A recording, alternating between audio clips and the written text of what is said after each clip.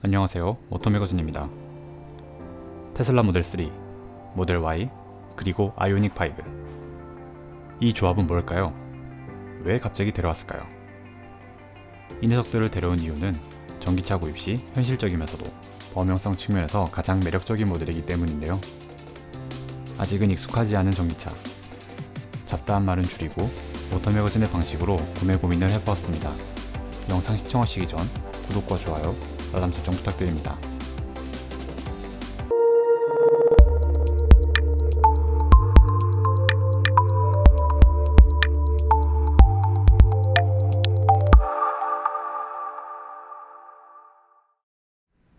테슬라 모델 3와 Y에 대한 세부적 리뷰는 우상단 링크와 지난 리뷰를 참고해 주시고, 본론부터 들어가 먼저 크기와 거주성을 살펴보겠습니다. 디자인 유사성으로 외관상 비슷해 보이지만 차폭과 높이 모두 모델 Y가 크고, 길이와 휠베이스도 모델 Y의 스펙이 앞섭니다. 아이오닉을 비교하면 차폭과 차고 모두 모델 Y보다 작고 모델 3보다 크며, 길이는 세대 중 가장 짧은 반면 실내 공간의 척도인 휠베이스는 가장 깁니다. 아이오닉 5는 가장 긴 휠베이스를 가진 만큼 실내 공간도 가장 넉넉한데요. 특히 2열 탑승 공간에서 가장 중요하다고 볼 수 있는 헤드룸과 레그룸은 아이오닉 5가 나머지 두 모델을 압도하였고, 모델 3와 모델 Y에서 아쉬웠던 점이 부족한 헤드룸 공간이라는 의견이 많았기 때문에 이 점은 확실한 강점이 될 수 있습니다. 또한 앞뒤 슬라이딩이 가능한 유니버셜 아일랜드를 통해 만들어내는 탁 트인 공간은 아이오닉 5만의 장점입니다. 반면 트렁크 공간은 테슬라 모델에 비해 부족한데요. 탑승 공간이 핵심이라고는 하지만 상대적으로 작은 트렁크 공간은 적재 장비가 많으신 분들이나 캠퍼들에겐 고려해야 할 항목이자 아쉬움으로 판단됩니다. 자, 이번엔 주행 가는 거리인데 사악한 디테일이 있어가지고 집중해야 합니다. 아이오닉 5는 스탠다드와 롱레인지 두 개의 선택지가 있고, 구동 방식, 트림과 옵션에 따라 주행 가는 거리가 달라지며 그 거리도 제법 차이가 있어 꽤나 머리 아픈 요소입니다. 어쨌든 아이오닉 5에서 가장 긴 주행 거리를 가질 수 있는 조합, 딱 정리해드리면 롱레인지 후륜 모델의 익스클루시브 트림으로 빌트인 캠 옵션을 제외할 때입니다. 그에 비해 테슬라는 선택지가 굉장히 간단합니다. 모델 3는 후륜 구동의 스탠다드 모델과 4륜 구동의 롱레인지 모델이 있고, 모델 Y는 현재 롱레인지 모델만 구입할 수 있는데요. 511km의 주행이 가능하기 때문에 주행 가는 거리로만 보면 모델 Y가 최고인 반면, 장거리 주행이 많으신 조건이라면 아이오닉 5를 선택하기에는 꽤 망설여질 것 같습니다. 자, 그렇다면 가격은 어떨까요? 먼저 아이오닉 5는 옵션을 선택하지 않은 상태, 흔히 말하는 깡통에서 개별 소비세 인하와 국가 보조금을 적용한 가격으로 계산하였고, 테슬라 역시 추가 옵션 없이 국가 보조금만 적용하여 계산했습니다. 여기에 각 지자체별로 지급하는 보조금을 추가로 계산하면 아이오닉 5는 옵션에 따라 3천만원 후반대에서도 구입을 할 수 있고, 테슬라 모델 3는 4천만원 초중반으로 구입을 할 수 있겠네요. 모델 Y의 경우 가장 긴 주행거리와 큰 크기에 걸맞은 가장 비싼 가격을 자랑합니다. 사실 아이오닉 5는 없으면 아쉬울 여러가지 옵션들이 배제된 상태여서 그러한 옵션은 조금이라도 추가될 것이고, 비교적 짧은 주행 가는 거리를 생각한다면 단언컨대 그 돈이면 차라리 늪에 빠지게 될 것입니다.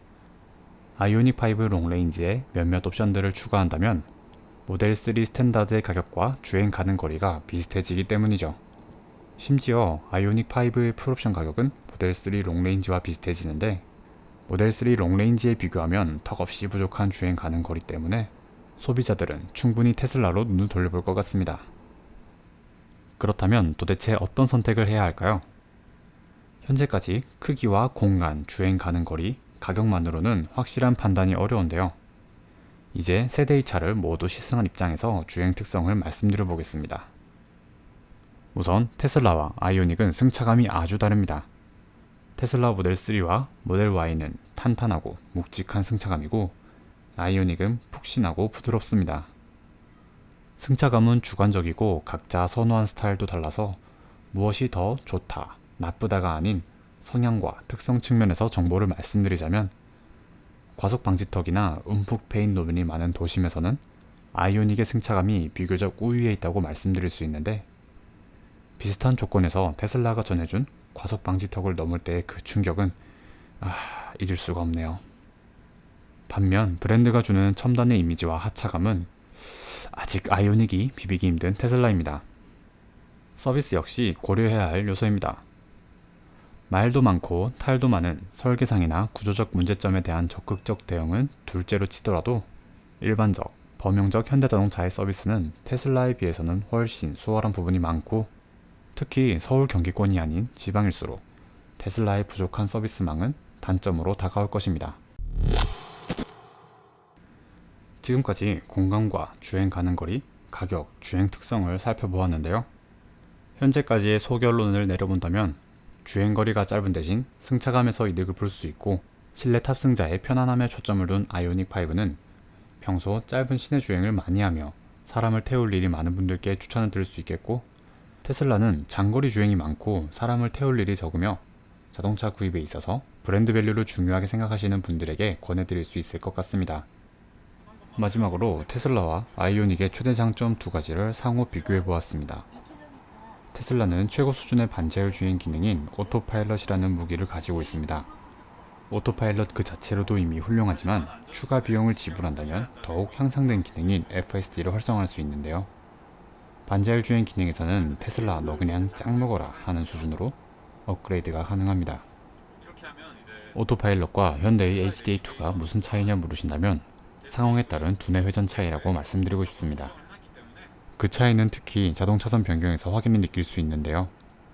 테슬라의 오토파일럿은 차선 변경을 지시했을 때 적합한 공간이 확보된다 판단되면 주저함 없이 팍팍 들어가는데요.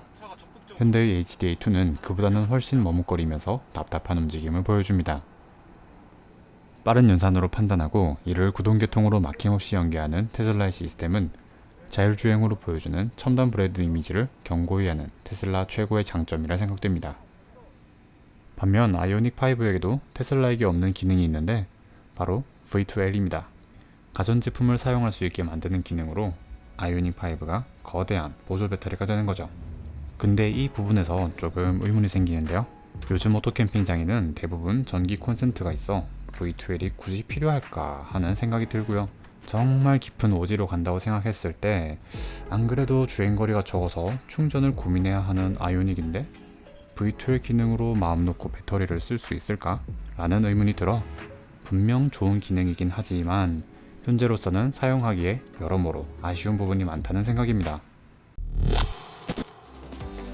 모델 3, 모델 Y, 그리고 아이오닉5 같은 전기차이지만 특성과 상품성이 다른 만큼 곳곳의 디테일도 달랐습니다. 무엇보다 출발점이 너무나 다른 두 메이커가 보여주는 첨단의 지향점은 전통적 모빌리티의 발전선상에서 차로 보느냐 또는 IoT와 초연결 시대의 새로운 정의가 필요한가에 따라 앞으로도 흥미진진한 변화를 보여주리라 생각합니다.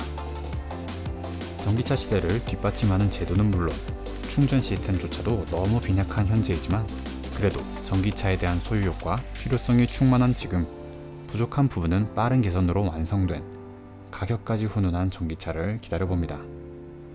여러분들의 생각은 어떠신가요? 모터매거진 포커스, 모델 3, Y, 그리고 아이오닉5 전기차 비교 준비한 내용은 여기까지입니다. 끝까지 시청해주셔서 고맙습니다.